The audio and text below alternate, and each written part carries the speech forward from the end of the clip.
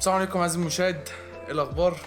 حلقه جديده من الشيف الاعظم على الاطلاق وافضل من الف وصفات وطبق وصفات زملائه، الشيف المعجزه يعود من جديد. بمناسبه ان الجو حر تاني، الحلقه اللي فاتت كنا جربنا ليمون بالنعناع والحليب المكثف. كانتش احسن تجربه، كنتش متحمس لها للدرجه على قد ما انا متحمس للتجربه اللي جايه دي. وصفه شفتها من احد الزملاء على التيك توك وقررت ان انا اعملها واشوف يعني مستوى الزملاء واصل لفين دلوقتي، زملاء الطباخين وزملائي الشيفات ومؤلفين الوصفات. فقررنا ان احنا نعمل تجربة تانية لمشروب برضو في عز الصيف ده. يلا بينا كده نشوف المقادير ونجهزه سوا. طبعا تلجك لازم يكون موجود، عنصر اساسي التلج لازم يكون موجود. اتصرف قوالب التلج بقى، تعمل زي ما انا عملت كده، تملى نص كوبايه ميه وترميها في الفريزر، بعد كده تفكها يعني 5 دقايق بس، تطلعها في الحر اللي احنا فيه ده هتفك. اذا عزيزي المشاهد المقادير كالتالي: دي الكوبايه بتاعتنا، تمام. عندنا ايس كريم، ايس كريم فانيليا، وعندنا حليب، عندنا ظرف نسكافيه او علي كافيه، ودي ميه سخنه هندوب فيها النسكافيه او ظرف النسكافيه بتاعنا. اول حاجه نبدا بيها نجيب الايس كريم ده كده، نفتحه، ايس كريم من مزون. بسم الله. اول حاجه هنعملها نجيب الايس كريم ده ونفضيه. بص يعني بص الايس كريم مسكين، بص سايح ازاي مع انه بايت في الفريزر بقاله 3 ايام تقريبا. بس انا بس كان اقسمه عشان ايه، اقضي الكوبايه يا رب بس ما يتنطر في وشي، ده اهم حاجه لان انا مقلق شويه. مخرجنا تاخد معلقه. تمام. بعد ما حطينا الايس كريم نفتح علبه الحليب ونحط شويه حليب. هنفتح الظرف ده كده ونبدا ان احنا نفضيه في الكوبايه.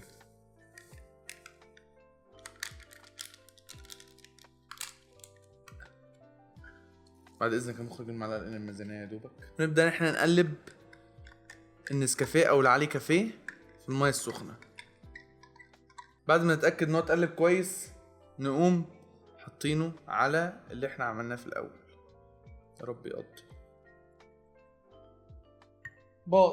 باظ المكان اللي انا كنت مجهزه. ماشي، اظن احنا مش محتاجين تلج يعني، اظن يعني صباح الفل في ايس كريم محطوط. المهم خلينا نجرب بقى عزيزي المشاهد هذا المشروب. دي الصورة النهائية بتاعته، شكله حلو بس عايزين نقلبه الاول بالشفاط كده. خد له كده تقليبة. انا حاسس بس بايه، عارف، في كريمة وفي حليب، في قهوة وحاجات، فانا متفائل بالطعم بصراحة. المهم دي الصورة النهائية عزيزي المشاهد. حانت لحظة الحقيقة، خلينا نجرب ونشوف كده اللي احنا عملناه ده هيظبط معانا ولا لا. بسم الله.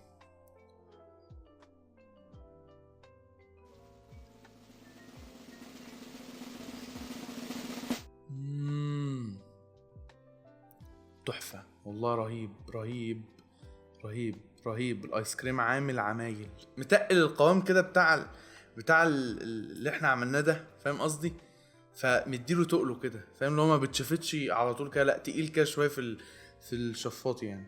تحفه. وطعم الحليب مدي كده شويه ايه، طعم كريمي كده في الافتر تيست. والقهوه في الاخر انا كنت مقلق يكون محتاج سكر او حاجه، بس هو كده مظبوط جدا جدا بالنسبه لي بصراحه، مش محتاج اي حاجه خالص. كملنا القهوه وحطينا التلج. تعال كده ندوق تاني. بسم الله.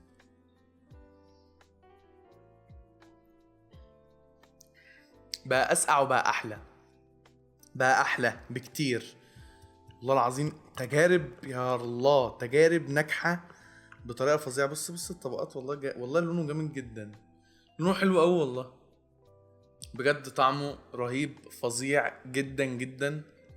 مكوناته سهله، مفيهاش اي ابتكار، مفيهاش اي حاجه. ايس كريم فانيليا من اي كشك من اي حته، علبه حليب، ظرف نسكافيه، ومكعبات تلج لو عندك. واستمتع عزيزي المشاهد في هذا الصيف وفي هذا الحر. تقدر ان انت تواجه الصيف والحر ده ازاي؟ بابتسامه اولا ووصفات الشيف المعجزه. بس كده عزيزي المشاهد، اتمنى ان انت تجرب الوصفات دي الاول وتقول رايك فيها. واتمنى لك يوم سعيد مليء بالوصفات والاكلات الشهيه والمشروبات الرائعه المشبره. وبس كده عزيزي المشاهد. بس كده عزيزي المشاهد، ختاما كالعادة كان معاكم الشيف المعجزة، وسلام.